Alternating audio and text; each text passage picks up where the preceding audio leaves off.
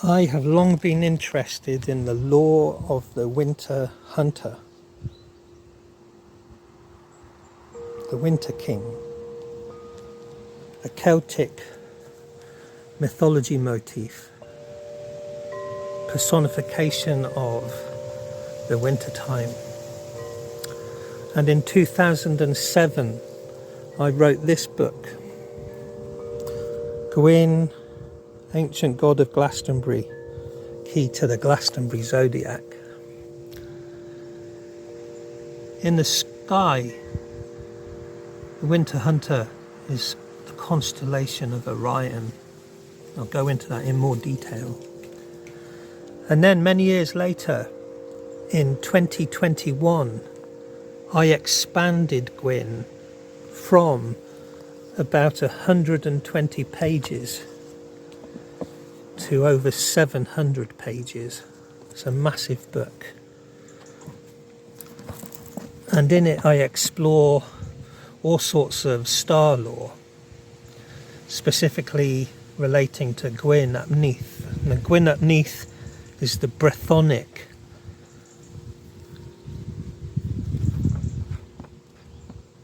Celtic version of the winter hunter.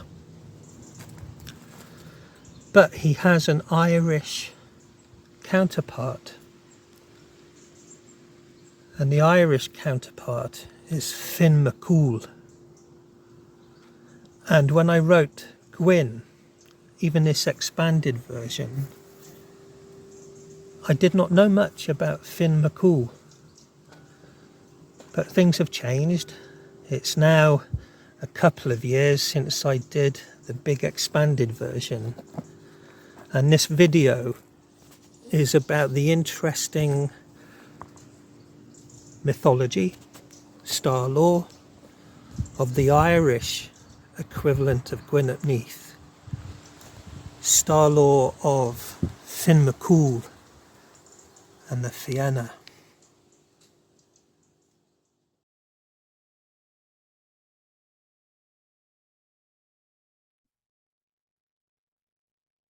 I am dividing this presentation into 3 sections. The first section, star lore. The second section, the significant elements of the mythical lore of Fionn McCool. And then finally, Ogham lore, because the Ogham sheds some interesting insights into the whole mystery. We'll get there when we get there. So, to begin with, the star lore. There are winter stars and there are summer stars, and there are the ever-present circumpolar stars.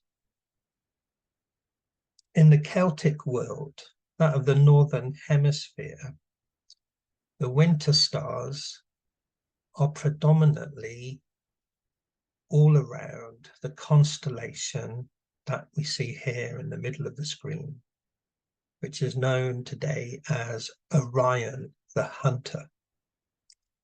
He was known as a hunter, or recognized as a hunter, through many cultures in the Northern Hemisphere. And this is the key element for the winter stars. The winter stars, as a bigger picture, are known as an asterism called the winter hexagon. And it's created from 6 bright stars from the constellations of Orion, Taurus, Auriga the chariot, the Gemini twins, and the big dog and the little dog, Canis Major, Canis Minor. So very simplistically, in the winter months, these stars are in the night sky for all of the Celtic tribes of Western Europe, Northern Europe, and China, everywhere in the Northern Hemisphere. But the winter hunter, this is his star iconography, the mural or the mosaic or the cinema screen of the winter time. Running through the hexagon is the Milky Way. You can see just here that it's a slightly lighter blue than the surrounding blue. So the hunter, Orion, is to the south of the Milky Way, with the big dog, Canis Major. And the little dog, Canis Minor, is on the other side of the river. The Milky Way is seen as a river. So they're hunting along the river, the hunter and his 2 hounds. There's one element already of the legends of Fionn McCool, is that he is a hunter who has 2 dogs. You know, so it's very, very basic, very simple, but we'll get more intrigue as we go along.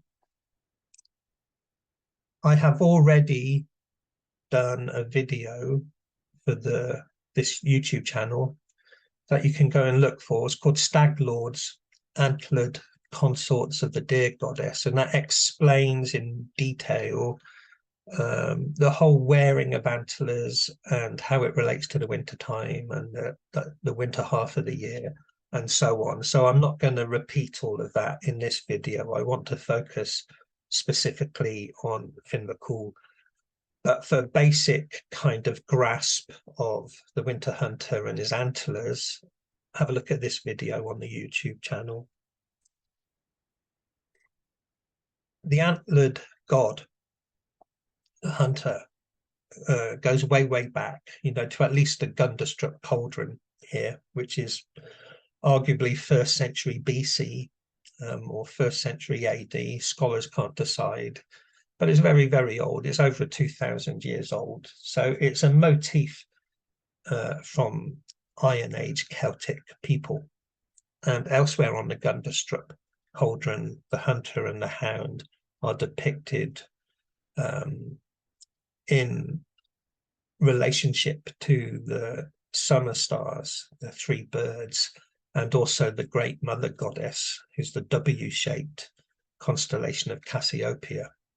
And that same W shape is made here between the stag and Cernunnos. Their antlers are deliberately making the W shape of Cassiopeia, the queen of the heavens.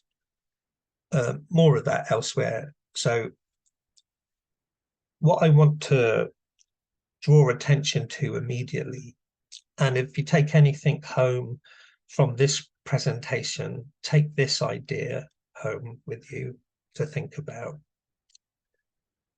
The hollow hills. Think of the hills being hollow, that various ancient gods and goddesses and spirit beings of the star realm live inside those hills. You know, we'll come back to that. But in Glastonbury, where I spent best part of 20 years, from the centre of town and also from its Iron Age lake village, during the winter months, the constellation of Orion, the hunter, comes out of Glastonbury Tor and goes hunting across the night sky. Therefore, the Tor must be hollow. You know, the winter hunter lives inside the Tor. And this relates to other gods and goddesses of different times of the year and what constellations come out of the surrounding hills. That's why I'm saying think about the hills being hollow, because it's about the spirit world that comes and goes via the stars in and out of those hills. So for Glastonbury, Orion, the hunter, is known as the Brythonic Welsh god of the other world and psychopomp Gwyn ap Neath. And Gwyn ap Neath goes riding out of Glastonbury Tor on winter months, hunting with his hounds. This is a so-called wild hunt, you know, told in lots of different mythological stories across Northern Europe. But its origin is the stars. The origin is the winter hunter coming out of the hills and riding across the night sky. These two pictures of Gwyn relating to the constellation of Orion, wearing the antlers of the winter time. The antlers and the stag are the winter motif. And this is relevant to the lore of Fionn McCool, because the deer and the stag, as well as being the hunter of the winter time and Samhain, it's all related. So these are simple motifs that help understand Fionn McCool as a winter hunter and a stag lord. This picture here represents King Arthur, and his eyes are closed because he is dreaming, and he's dreaming inside the hollow hills. Now, this is a story told all over Britain. There's many locations where King Arthur and his knights are meant to be sleeping inside the hill until the country needs them, and then they can be awoken. Now, this same story is told of Fionn McCool and his warriors, the Fienna. So just as you've got King Arthur and the knights, in Ireland you have Fionn and the Fienna sleeping in the hills, the hollow hills, waiting until they are needed. It's a recurring motif, but it's a relationship between the land, the people of the land, and the spirit world, the stars, and the stars that come out of those hills where the heroes are sleeping inside those hollow hills.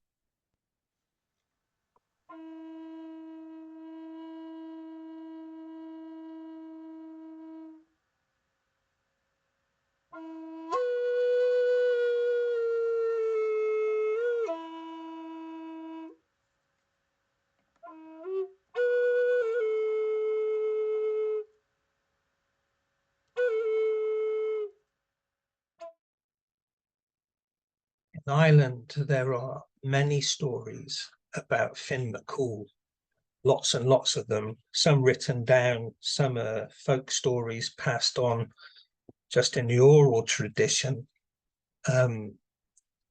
He's way beyond a human being, though some people like to think of him as a real historical character, just like the British do with Arthur. You know, people want King Arthur to have been real. It's the same with Fionn McCool, but equally some of the stories have him as a giant. You know, he's a giant that created the famous landmark called the Giant's Causeway, and also he created the Isle of Man by throwing a great big load of earth. You know, that's how gigantic he was. These some kind of mythic exaggerations. But equally, he is a god, or at least a demigod, you know. He is mythologically a divine descendant of Danu, the great mother goddess of Ireland, and the pantheon of Ireland, the Duatha de Danann, or the tribe of Danu. And Finn's mother was a granddaughter of Nudd, the king of the Tuatha De Danann. You know, so to some stories he's a giant, to other stories he's a half god, you know, a descendant of Danu. Some people, just a culture hero, but you know, this is the law that's passed down. So with the star law and the comparisons with Gwyn ap Neath, I am looking at him more as a divine archetype, but equally I'm open-minded about certain individuals representing divinity as well. It's a long story and a complicated story. But yes, the great grandson of Nuada, or the great grandson of the mother goddess Danu, is Fionn McCool. His earliest biographical story, I guess, his childhood story, is the famous story of the Salmon of Wisdom.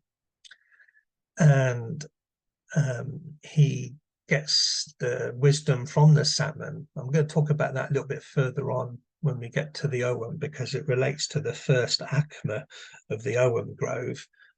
Mainly right now I'm looking at the fourth Acma and the Samhain and the Wild Hunt. But after his mundane name, when he's a boy, he has a mundane name. This is a recurring thing with a lot of Celtic stories as well. So his mundane name was Demna. And after he tasted the wisdom from the Salmon of Wisdom, he shone with the gnosis, the all-knowingness. And so he got called Fionn, which means radiant, shining, you know. So it was only after the Salmon of Wisdom that he became the radiant, shining. Prior to that, he was Demna. And that's very, very similar to the story of Taliesin in Wales, in which Taliesin has a mundane name. His mundane name is Gwyn, a little white one, Gwyn. And it's only after he is found in a salmon weir, the Salmon of Wisdom, when he's found in a salmon weir, he is shining, and he is called Taliesin, which means radiant brow. So Fionn, radiant shining, and Taliesin, radiant brow, after being in the salmon weir or tasting the wisdom of the salmon. So there's these strange overlaps between Irish and Welsh mythology, and I'm just going to touch on that very briefly. This map, you can see how close Ireland and Wales are to each other. You know, Wales is the west coast of Britain, but between Ireland and Wales is the Irish Sea, and the Irish sea trade was very dynamic. So the west coast of Wales, especially South Wales, was Irish culture, really, you know, and they have a lot of similarities in their stories and their language and so on. And I'll give some examples in a minute. But their languages were regionally different. So in Ireland, they speak Gaelic, and the Iron Age Britons, what became known as the Welsh, spoke Brythonic. Well, they didn't call it that, that's what modern scholars call it, you know, but they're both Celtic languages. Similar, but different. So here's a funny difference between them. The Irish use the letter F, and the Welsh, or the Britons, used GW for a GW sound. So, for instance, Irish for alder tree was fern, and the Welsh said Gwyn. They swapped the F for a GW. It's just the difference between language.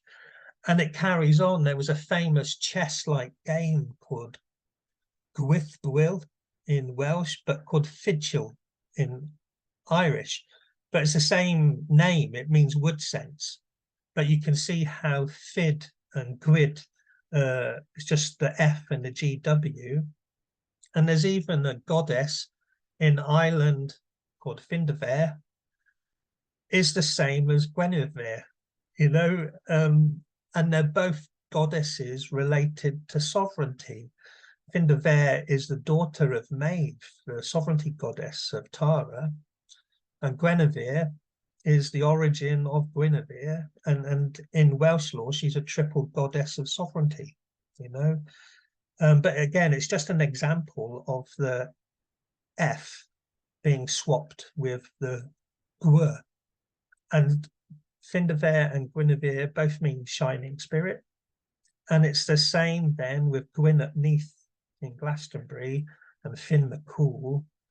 Fionn or Gwyn is the same. It means shining, radiant, you know. So there's this strange thing that actually, if you just swap F for GW, the Irish and the Welsh, you know, were speaking the same language, really. They're almost like regional dialects rather than completely different languages. It just shows you how close these cultures were to each other. So anyway, back to Fionn McCool's story. I'm cutting it short because I'm just picking out elements that are significant. It's worth researching him and getting a good grip on the whole biography of him. But after he gained the wisdom from the Salmon of Wisdom, and he's a young man, and he's trying to reclaim his birthright, if you like. His father had been a leader of the Fienna, the protective warriors of Ireland, but he had been killed.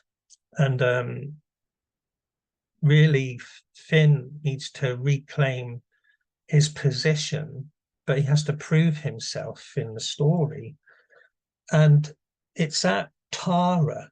This is the hill of Tara in Ireland. This is where the high kings of Ireland were married to the sovereignty goddess of the land. And it's at Tara that Fionn proves himself. And it happens at Samhain, which is really interesting because the fourth Acma that relates to the wild hunt and Gwyn as the antlered leader of the wild hunt holds Samhain. There's a really interesting pattern there. So anyway, the hill of Tara is being attacked every Samhain by a monstrous god, a member of the Duatha De Danann, and his name's Aelin, and he breathes fire and he scorches the earth around Tara every year. So no one can defeat him. And Fionn takes on the challenge and succeeds in defeating him. And once he defeats this fire-breathing god, his reward is that Fionn McCool becomes the leader of the Fienna. So it all happens, this rite of passage, that proving his worthiness happens at the hill of Tara.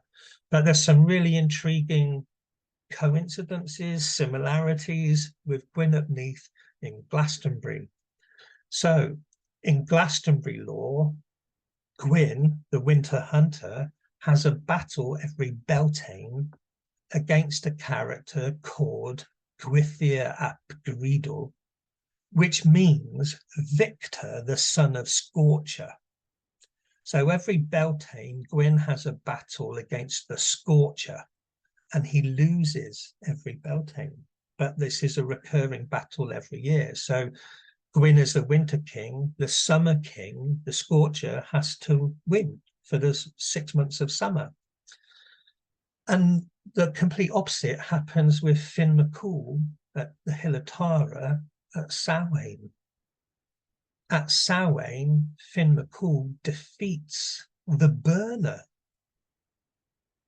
No, and he's a triumphant winter king. So both Gwyn and Fionn are winter king, but in Glastonbury, Gwyn is losing against the summer king, the Scorcher, and at the Hill of Tara, Fionn is winning against the summer king, the Burner, at Samhain. And Beltane and Samhain are opposite times of the year. So the winter king's season, if you like, begins at Samhain and finishes at Beltane. But Gwyn and Fionn are kind of holding that law. Really interesting. So the lifestyle then, once Finn McCool has become the leader of the Fianna, what are they? What do they do, the Fianna? Well, we talked about this recently on another video, but the way the Celtic tribal people used the landscape was that generally the domestic life, the village of the tribe, for want of a better word, was always by the river in the valley, because the river is fresh drinking water. It allows you to cook your food and wash your clothes and so on, and feed your animals. So the domestic life needed that fresh flowing river. The middle ground was used for farming and grazing animals, you know, so that you lived close to the river. Then the lower middle ground slopes of the hills were for farming and agriculture, and then the hilltops themselves, the ridges above the valleys, were the wooded hilltops, primarily pine trees, and that's really important to the fourth Ogham.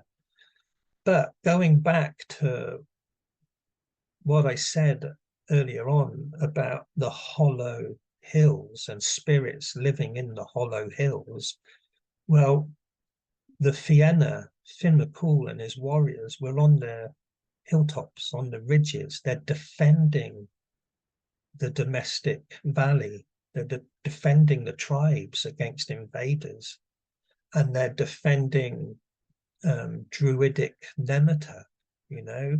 So you had the domestic life of the regular people, but you also had the bardic and druidic schools or temples or training areas. The modern word for that is Nemeter, it's plural for Nemeton, sacred groves of the goddess, you know. But so the Fienna were doing that. They were hunting in the hilltops, hunting wild animals. So in the valley down below, domestic life, people working and being industrious, making clothing, building things, and then middle ground, farming, growing crops and grazing animals, and then up on the high ridges, wild hunting the wild animals and protecting the land.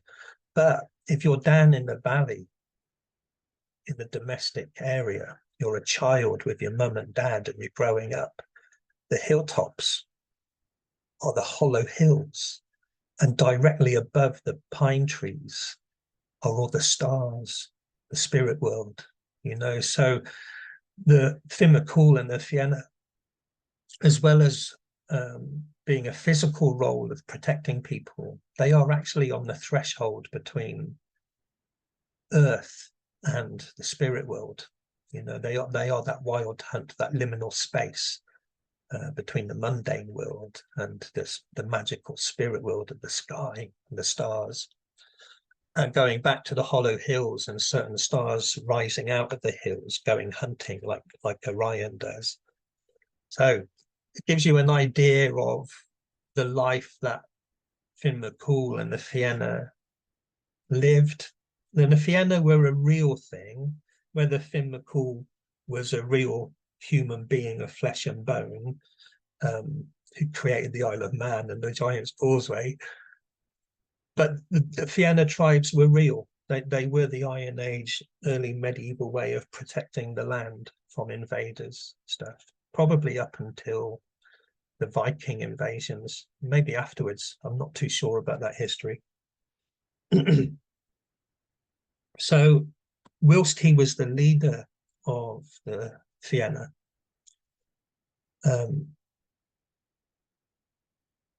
one day he was out hunting with his two dogs, Canis Major, Canis Minor, and they came across a deer, and the dogs wouldn't attack the deer. They knew there was something special about this deer, and the deer found its way to Fionn McCool and his stronghold and transformed into a beautiful maiden.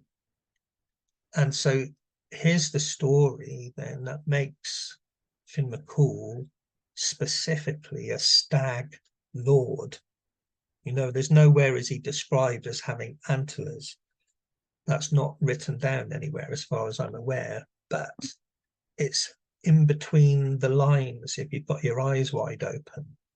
For instance, his mundane name before he became Fionn McCool, before he became Radiant, when he was the young boy cooking the salmon, his mundane name was Demna, and Demna means a young male deer. So that was his name anyway. And now, once he's the leader of the Fienna, he meets a fairy maiden who had been transformed into a deer by an evil druid, and the spell is broken, and she and Fionn live together. They're in love and they have a child, or at least she becomes pregnant. It's a sad story because whilst she's pregnant, she wanders away from the stronghold one day and she's captured or turned into a deer again by the evil druid, and she's gone. And Fionn spends his time looking for her, trying to find her, trying to find his love. And he never does. You know, it's a sad story. And one day, years later, he's out hunting and he finds a young boy, and he recognizes in the boy the facial features of his fairy love and of himself, and realizes that the boy is his son and takes him home. And his son is named Oisin, and Oisin means little deer or fawn, you know. So Finn's mundane name was young male deer. The love of his life was a deer fairy, and their child is a young deer, Oisin. So there's all the evidence you need there that Fionn McCool is actually a stag lord, even if he's not described as having antlers. You know, his lore is that of the winter hunter and the deer and so on. Very sad story. But the deer goddesses are a thing in Celtic lore. These two figurines are from Romano-Celtic Gaul of the 4th century. So there is archaeological evidence of female figures, goddesses with antlers, you know. Interesting. I would say that it represents the goddess in the winter time. You know, the 6 months of winter is the time of the stag, whereas the summer months are the time of the bull, you know. So the headdress of the antlers is this kind of winter, wild, undomesticated time. The son of Fionn McCool, Oisin, becomes a very, very famous poet, bard, as famous as Taliesin. You know, most of the stories that we know about Fionn McCool and the Fienna are apparently written down by Oisin himself, the son of Fionn McCool, a really important culture hero, figurehead of Irish poetic culture, you know, Oisin. Finn's story, finishes quite sadly. But it is another motif of the winter hunter. Sometimes it's a winter king versus a summer king. Sometimes the winter king represents the other world or the unseen world, paranormal world, as opposed to the normal, regular reality, consensus reality. And that would fit in with the geography, that the normal world was down in the valley with the farms and everything, and upon the hilltops you were with the spirits and the paranormal, otherworldliness. And another way of looking at the Winter King, and this is told in some medieval stories, is seasonal. So the Winter King is often an old king, opposed to the Beltane king as a young, summery man in all his glory and vitality, and so on. So that's played out too at the end of Finn McCool's life. He has long been alone, not finding his fairy, his dear fairy, and he is offered a young princess called Grania, but he's a very old man. It's one of those politically arranged marriages between a young princess and an old king. That's the same as Tristan and Isolde and King Mark of Cornwall, or even earlier versions of Guinevere being abducted by Mordred. He was the nephew of King Arthur. They're the first stories. So King Arthur is an older man and Guinevere's with a young man. And that happens with Finn McCool. He's promised this beautiful young maiden even in his old age, but she doesn't want to know. She's in love with a lovely young hero, and they run off, they elope, and so again Finn is hunting for the final phase of his life, hunting to find his heart's desire, the young maiden, and it doesn't end nice. It's a sad story, but it's another element of Finn McCool fulfilling aspects of the Winter King. So whether it's the antlered hunter or whether it's the old man of winter, it's interesting. So now going to have a look at how the Ogham Grove studies shed some more light onto this lore of Finn McCool.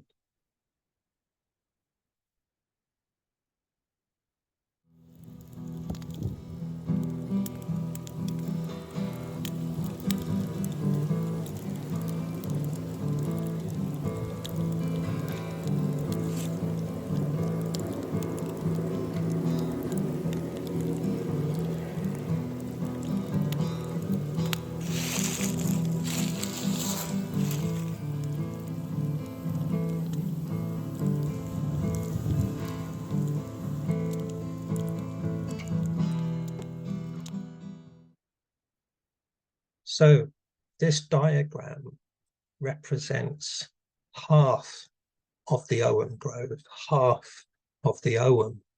It represents the 6 months of the stag time of the year. If you look at the horizontal line, how it's shaded underneath. So all of the shaded area is the darker half of the year. On the left, there is the ash tree, spring equinox, when we go from the dark half of the year into the lighter half of the year, the time of the bull, time of domestic farming and agriculture, being wide awake rather than in the shamanic otherworld. And on the far right, above my head, as it looks to me, is the elder tree holding the autumn equinox. So it's from the autumn equinox that we descend down into the darker half of the year. So on the right-hand side is the final acma, the final quarter of the Ogham. It's the pine tree, the gorse, the heather, the aspen, finishing with the yew tree right at the bottom. But the yew tree at the bottom holds the position of the winter solstice, the rebirth of the sun. And then after the rebirth of the sun, it's a brand new year, a brand new cycle, a brand new Ogham wheel. And it begins, the first acma begins with the birch tree, and the rowan tree takes us to Imbolc, and then the alder tree and the willow tree, and then to the ash tree and into the lighter half of the year. So here's two things then. The fourth acma and the first acma belong to the stag. Out of sight, the second acma and the third acma above the screen belong to the bull. So it's the division of the summer and the winter halves of the year. So we're in the dark half of the year, the time of the stag, the time of the hunt, the other world, the dream world. But each quarter has its mystery teachings.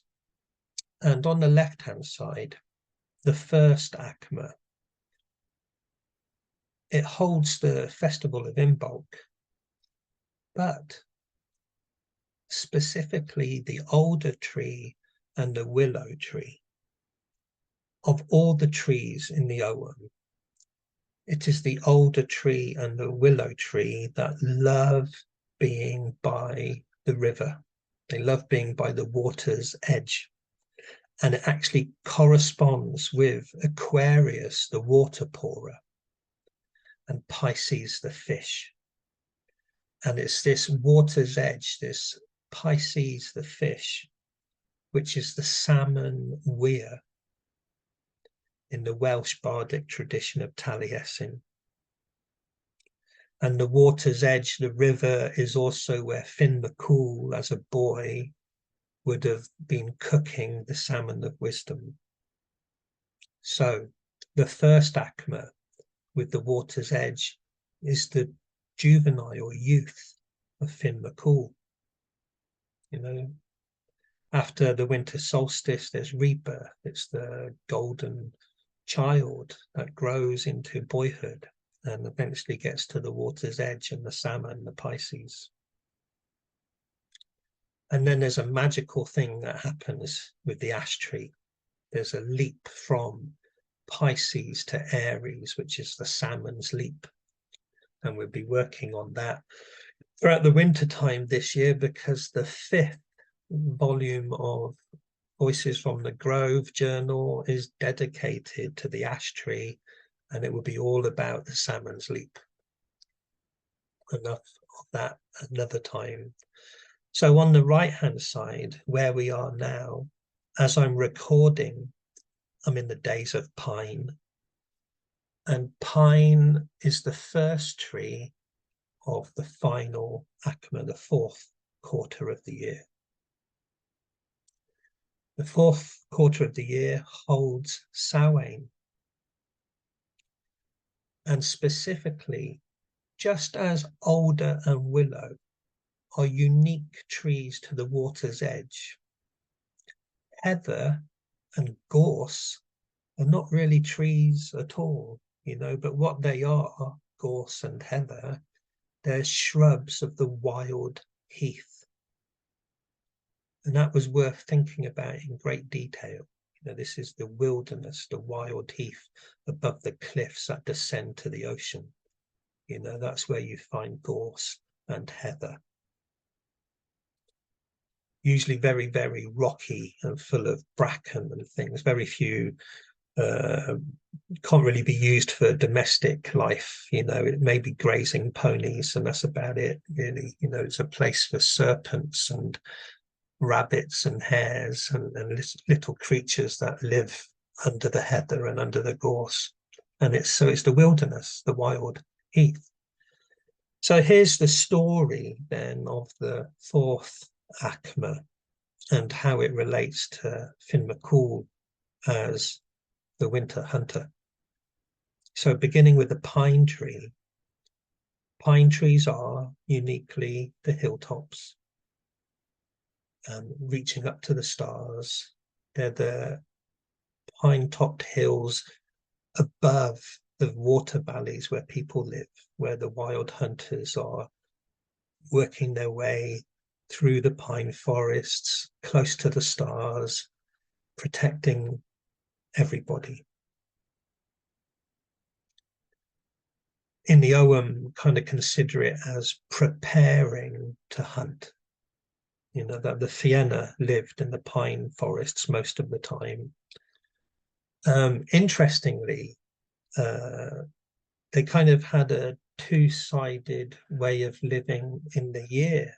And it's said that from Samhain to Beltane is when they did hunting. And then in the middle of the winter at the yew tree and the birch tree, they actually wintered in the valley. It was too cold, too harsh, so they actually spent the winter with the village, with the tribe, all together. And then after the winter, the spring rising at Imbolc, they would return to the hilltops and start protecting their land again, defending the people from wolves and other attackers. But equally, so that's Samhain to Beltane, is kind of coming down from the pine forests after the hunt and then wintering, and then in the spring going back.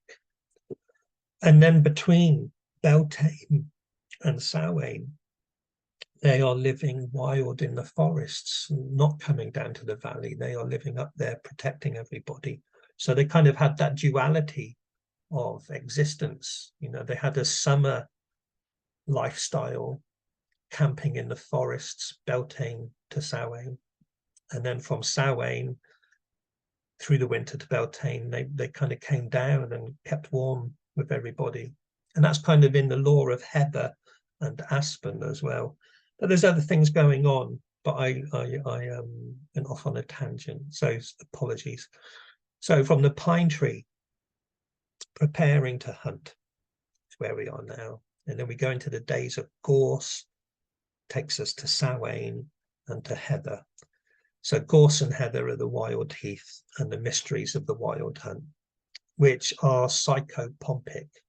That is, they're wrapped up with lore of protecting pilgrims or protecting people as they go to the next world. A psychopomp is a guardian spirit that protects the soul after this life as it goes to the next world. It's like a guardian angel, that kind of thing. So for the Celts, the wild hunt fulfilled that too. The Fienna are actually protective warriors that are going to guide you to the next world. So all of the lore of the aspen tree, especially in Ireland, was about preparing bodies for burial, was about death ceremonies and so on. And uniquely, the aspen twigs have 5-pointed stars running through each twig, like a bit of rock candy where you have the writing going all the way through. So preparing to hunt with the pine tree, the wild heath and the wild hunt all around Scorpio, Samhain, and then to the aspen trees and the spirit world, because it's full of stars. And then after the death of winter, the old king has got very, very old and is dying, and then there is a death. And then we come to the stillness of the winter solstice with the yew tree. And then there's rebirth. A brand new cycle begins. Reincarnation, the soul continues, however you want to think about it, you know, but that's the cyclic story of the Ogham trees and also of the stars, you know, this descent through Samhain and the wild hunt to the spirit aspen trees, to the yew tree and rebirth. And the winter king, the winter hunter, is the protective psychopomp warrior of that mystery of the fourth Ogham. Curiously, with the birch tree, we come to the lore of Ellen and the deer goddess, and there's all of that rising energy, and in Ireland that's fulfilled partly by Bridget because of Imbolc and everything, and the rising flames of inspiration. But equally, from looking at Celtic lore in other places, the deer goddess is the sovereignty goddess. So in Ireland, that's goddesses like Maeve, like Anya and Grania, and so on, you know. So the divine feminine of the land and nature, wild and rising energy, and snowdrops coming through the ground and buds opening, all of that rising energy is in the first Ogham, takes us into the spring equinox. But right now, Fionn McCool is that winter hunter, Orion, coming out of the hilltops, just like the Fienna hunting across the pine trees of the hilltops, you know, before the wild hunt. And then after the wild hunt, coming down into the valley for the winter, keeping warm on beds of heather and drinking heather ale, old Celtic recipes. And then the silence and the stillness of the aspen trees. And then the rebirth, the warmth of the rekindled fire.